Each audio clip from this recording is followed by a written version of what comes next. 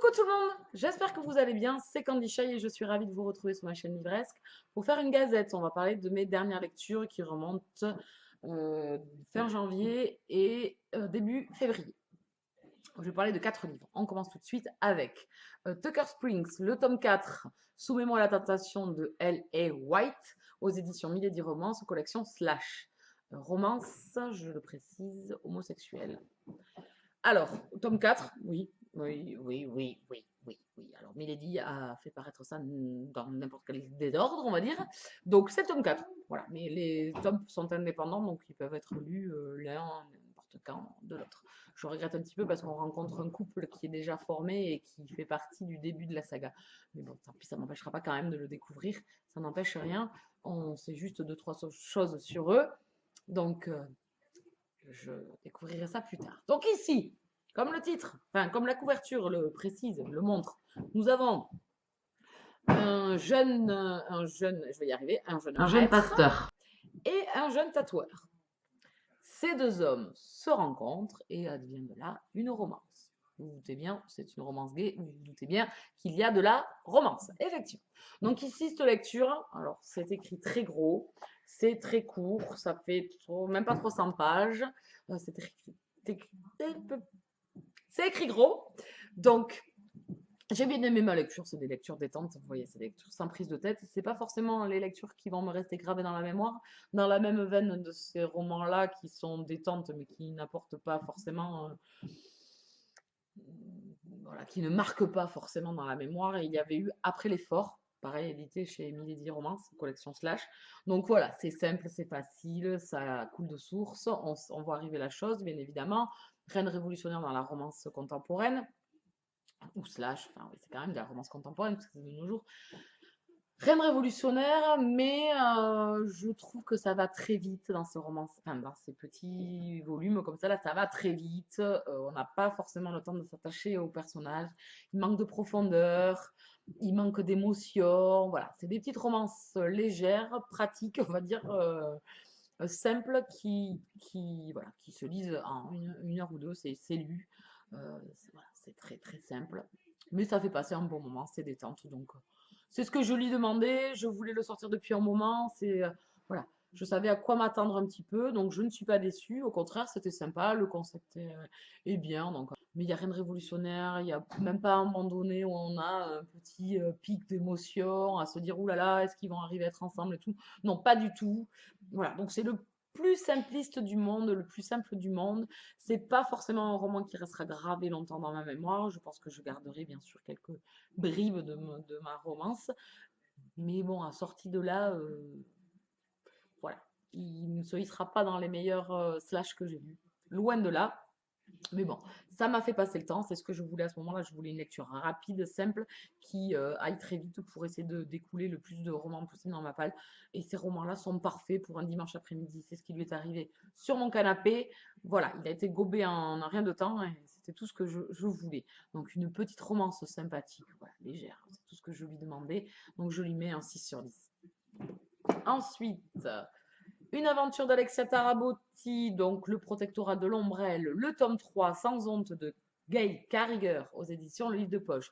Ici, on est dans le style steampunk. Le steampunk, c'est on se retrouve sous l'Angleterre victorienne avec des avancées technologiques plus récentes, des choses qui n'ont rien à faire à cette époque-là, donc beaucoup plus contemporaine, on va dire, plus moderne qu'à cette époque. Voilà un petit peu le style steampunk au niveau des tenues également. On a des choses un peu rock and roll, donc j'adore.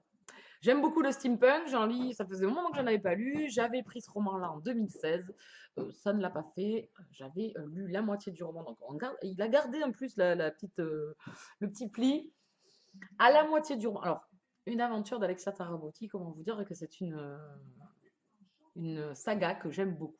J'aime beaucoup Alexia par son humour, par sa drôlerie, par ce côté cupincé anglais que j'aime beaucoup, et par Lord Macon qui est donc un métamorphe loup-garou. Donc on a plusieurs créatures surnaturelles dans Alexia Tarabotti. Donc nous avons Alexia qui est Elle est un être surnaturel spécial, mais ça, il faudra le découvrir. Je ne vais pas trop vous en dire. Et donc, il y a des loups-garous, des vampires dans le récit créé par l'auteur.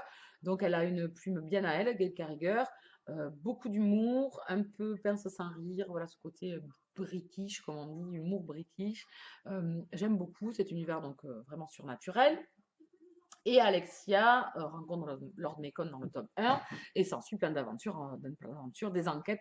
Dans chaque tome, vous avez une enquête, euh, une intrigue de base. Et puis, on a une intrigue de fond aussi sur Lord Bacon et sur Alexia, donc sur Lord Akelmeda, qui est un lord vampire. Voilà, il y a tout ça. La reine Victoria. Donc, voilà, il y a vraiment un univers assez dense, assez prenant. J'aime beaucoup. Donc, j'avais adoré les deux premiers tomes. Franchement, je les avais gobés, j'avais adoré. Et donc, j'avais laissé traîner ce tome 3 dans ma palle. Et je l'ai pris courant du mois de juin-juillet. Et c'est là où j'ai mis ma panne livresque. Et ce roman n'a pas aidé du tout, puisque, arrivé à la moitié, je me faisais chier. De toute façon, il n'y avait pas d'autre mot. Je m'embêtais royalement. Je n'avais pas retrouvé cet engouement que j'avais eu sur les deux premiers tomes avec Alexia, Lord Macon et tout ça. Pas du tout. J'ai trouvé que là, on s'ennuyait. Donc, on apprend une révélation à la fin du tome 2. Donc, forcément, le tome 3, on n'attend que ça. Et on retrouve Alexia donc avec ses amis qu'elle a autour. Et on n'a pas beaucoup de Lord Bacon. Et je trouve qu'il voilà, il manquait cette étincelle qu'il y avait dans les tomes 1 et 2. Et là, ici, je ne l'ai pas eu. Donc, je l'ai eu dans la deuxième partie. Donc, je me suis dit, là, je voulais finir le mois de janvier. J'avais un bon rythme. J'avais lu 9 livres. Et donc, je me suis dit, je vais finir celui-là. Comme ça, au moins, on n'en parle plus. J'ai le tome 4 dans ma palle. Donc, ça serait bien de finir cette saga qui est terminée en 5 tomes. Donc, il serait temps de la terminer. Et la deuxième partie, ça l'a fait. Je l'ai gobé voilà, en 2 jours, enfin en 2 soirées, je l'avais fini. Et j'ai retrouvé l'engouement, j'ai retrouvé, voilà, on est à fond, là, il y a de l'action, il se passe pas mal de choses, il y a les Templiers qui viennent s'en mêler. On retrouve Lord Macon et Alexia, voilà, il se passe plein de choses. Donc j'ai retrouvé cet engouement et je me suis dit, zut, j'ai arrêté. Mais alors, quand on dit qu'on arrête et que c'est juste après la page juste après où il se passe quelque chose, mais là, c'était exactement ça. Mais exactement. Donc voilà, ça a été laborieux. Donc voilà, pour moi, ce tome 3 aura été une déception dans sa généralité, même si la deuxième partie a bien rattrapé le coup, largement même, et est venue se hisser là-haut. J'ai retrouvé tout ce que j'aimais dans cette saga-là. La première partie aura plombé tout ça, donc du coup, ben, je lui mets un 6 sur 10, ou même un 5 sur 10. Voilà, ça a été laborieux, ça a été difficile, ça a été ennuyeux, et j'ai été énormément déçue par ce tome 3. Par contre, forcément, avec la fin qui arrive, j'ai envie de continuer la saga et de retrouver nos héros dans de nouvelles aventures. Voilà, donc je ne manquerai pas de lire le tome 4. Parce que de toute façon, je l'ai dans la pile. Ensuite, j'ai lu, on change de registre, on reste toujours dans la romance, avec Les fantômes de Men Lane, le tome 9, Le lion et la colombe d'Elizabeth Hoyt aux éditions J'ai lu, collection Aventure et Passion. Donc j'ai lu à changer sa trame graphique au niveau des parutions, donc il ne ressemble plus du tout à ce que j'ai déjà dans la pile à lire au niveau des 8 autres tomes. Donc ça me fout un peu les boules. Enfin, c'est surtout sur la tranche que ça me fout les boules, mais c'est pas grave. On n'est pas là pour parler de ça, on est parti pour parler du contenu plutôt. Donc, Les fantômes de Menland Lane, c'est une saga en romance historique que j'adore. Voilà, c'est léger, c'est sans prise de tête. Les romances sont toujours méga sympas, il y a toujours de l'humour, il y a toujours une petite intrigue de fond.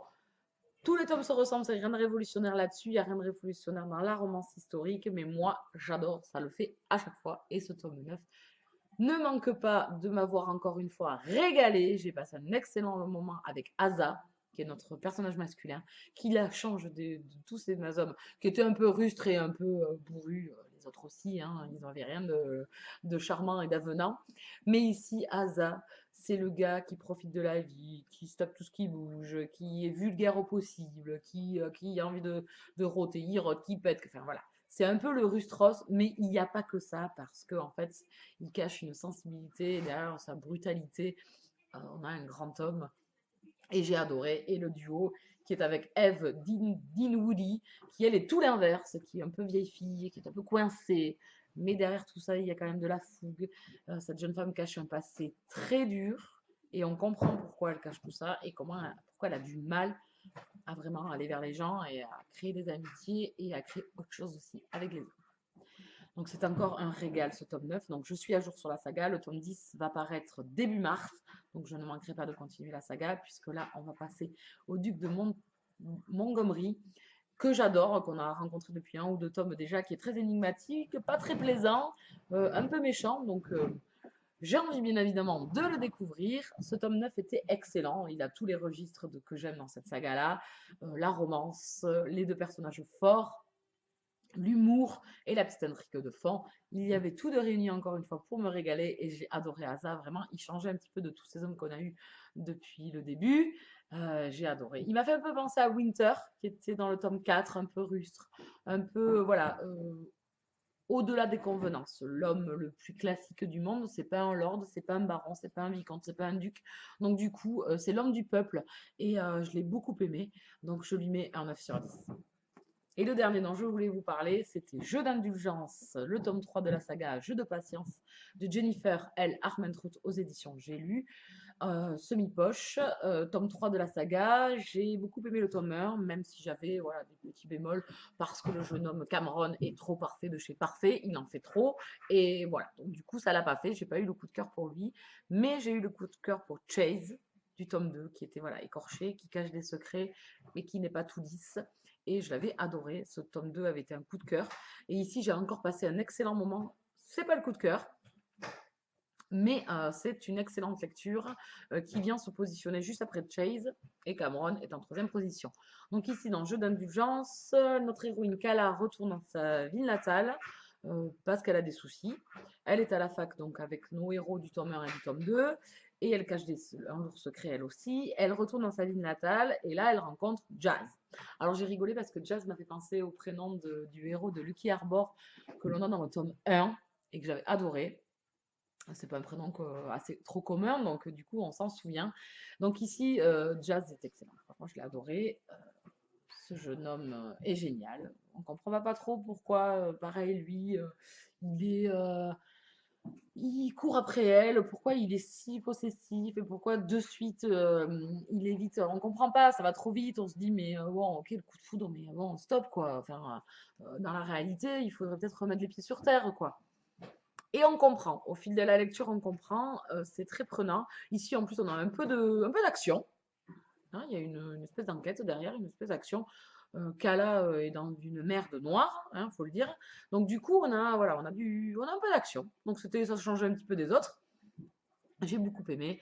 J'ai beaucoup aimé leur romance parce elle changeait un petit peu. Kala est une jeune fille torturée. Voilà, elle a un problème physique. Bon, un problème physique. Alors oui, qui handicape, ça je comprends bien puisque c'est sur son visage. Mais bon, elle a un corps de déesse, elle a des beaux yeux, elle a un sourire charmant, voilà. Euh, En fait, elle est belle.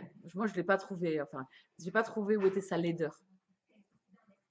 Même si l'auteur a essayé de me l'apporter, de me l'expliquer, tout ça, voilà. Moi, je l'ai trouvé magnifique et le duo jazz Kala, moi, ça l'a fait, c'était top. Romance contemporaine, nu adulte, des plus classiques aussi, on retrouve tous les registres du nu adulte, rien de révolutionnaire là-dessus. Toujours des difficultés dans les couples, voilà, c'est ce qu'on retrouve un petit peu dans ces romances new adultes. J'ai beaucoup aimé. Voilà, ça reste une des séries new adultes que je vous conseille si vous voulez vous lancer dans le genre.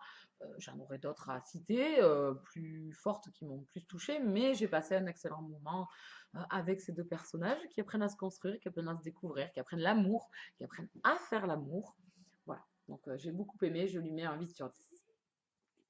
Et voilà, on a fait le tour de mes lectures et je vous retrouve très vite en vidéo pour faire une prochaine gazette ou autre vidéo. Il n'y a pas de souci, je vous remercie encore et toujours de me suivre parce que ça c'est top. Merci encore parce que sans vous, je parlerai toute seule. Bon, ça m'arrive, hein, je vais vous dire, mais bon.